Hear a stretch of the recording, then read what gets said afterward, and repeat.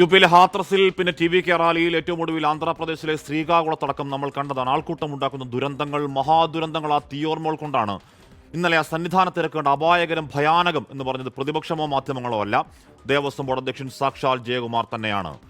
വാസുവിനെ പോലെയോ പ്രശാന്തിനെ പോലെയോ രാഷ്ട്രീയ ബാഗേജ് ഇല്ലാത്തതിന്റെ ബലത്തിൽ തുറന്നു പറഞ്ഞാണ്. ഇന്ന് കോടതി ഒരുപടി കൂടി കടന്നു പറയുന്നു. അവർ ഭക്തരാണ്, അയ്യപ്പനെ കാണാൻ വരുന്നവരാണ്. ആ ക്യൂവിൽ നിർത്തി കഷ്ടപ്പെടുത്തി ശ്വാസം മുട്ടി മരിക്കാൻ വിട്ടുകൊടുക്കാനാവില്ല. നീചമായ കാട്ടുകൊള്ളയിൽ പോറ്റിക്ക് വിരിച്ച പരവതാനിയിൽ കള്ളക്കളികളിൽ നാണം കെട്ടിറങ്ങിപ്പോയ ദേവസ്വം ബോർഡിനല്ല അപ്രഹരം, നേർക്കുന്നവർ സർക്കാരിനാണ്. എന്തോ master plan, crowd management, seminar, നിർമ്മിത ബുദ്ധി ഉപയോഗിച്ച് ആൾക്കൂട്ട നിയന്ത്രണം എന്നൊക്കെ ചുമ്മാതെങ്ങ് വീശിത്തള്ളി വെള്ളാപ്പള്ളി അടക്കം സമുദായ നേതാക്കളെ ഷോക്കേസ് ചെയ്യാൻ നടത്തിയ കാപട്യം ആ രാഷ്ട്രീയ സംഗമം കഴിഞ്ഞിട്ട് മാസമൊന്നും ആയിട്ടില്ല.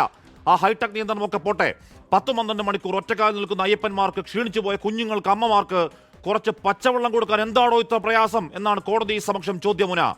ഏതോ ക്യൂ കോംപ്ലക്സ് ഉണ്ടായിട്ടും അതൊന്ന് അടിച്ചുവാരി വൃത്തിയാക്കി സൗകര്യങ്ങൾ ഉണ്ടാക്കാതെ നടപ്പന്തലിൽ കാലിക്കൂട്ടങ്ങളെ പോലെ മനുഷ്യരെ നിർത്തലാണെങ്കിൽ ആ തീർത്ഥാടന കേന്ദ്രത്തോട് കാണിക്കുന്ന അവഹേളനമാണ് അനാസ്ഥയുടെ പരകോടി.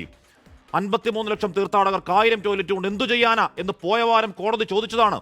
ഒരു 10 എണ്ണം അധികം വെക്കാൻ കഴിവില്ലാത്ത സംഘം ഉള്ള കക്കൂസ് പോലും വൃത്തിയാക്കാൻ തമിഴ്നാട്ടിൽ നാളെ കൊണ്ടുവരും എന്ന് ജയകുമാർ ഇന്നലെ പറയേണ്ടി വരുന്ന ഗതികേടാണെങ്കിൽ ഇറങ്ങിപ്പോയ ദേവസ്വം ബോർഡ് ദ്വാരപാലപാളികൾ ഇളക്കുന്ന ഉടായ്പ അതെന്തെങ്കിലും ചെയ്തോ?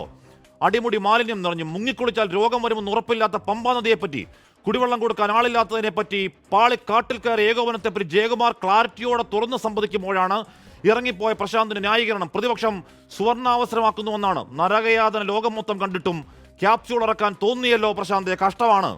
യോഗം ചേരാൻ എന്തോ പെരുമാറ്റച്ചട്ടം തടസ്സമായെന്നാണ്. കേരളത്തിലെ ചരിത്രത്തിൽ ആദ്യമായി നടക്കുന്ന തീർത്ഥാടനം എന്ന മട്ടിലാണ് വിദണ്ഡ ന്യായങ്ങൾ. മന്ത്രി വൃശ്ചികമൊന്നും ഇന്നലെ എങ്ങ് പൊട്ടി വീണതല്ല. ദ്വാരപാലകരെന്നും മേൽക്കൂരയെന്നും കട്ടളയെന്നും പറഞ്ഞ് സ്വർണ്ണമുള്ളതൊക്കെ 6 മാസം ഇളക്കുന്ന അറ്റകുറ്റപ്പണി ശുഷ്കാന്തിയുടെ 1001 കുറച്ച് കുടിവെള്ളം കൊടുക്കാൻ, ആ കക്കൂസ് ഒന്ന് വൃത്തിയാക്കാൻ കാണിക്കണം സർക്കാരെ. അവർ മാടിൻ കൂട്ടമല്ല, മനുഷ്യരാണ്. പ്രിയ പ്രേക്ഷകർക്ക് എൻകൗണ്ടറിലേക്ക് സ്വാഗതം.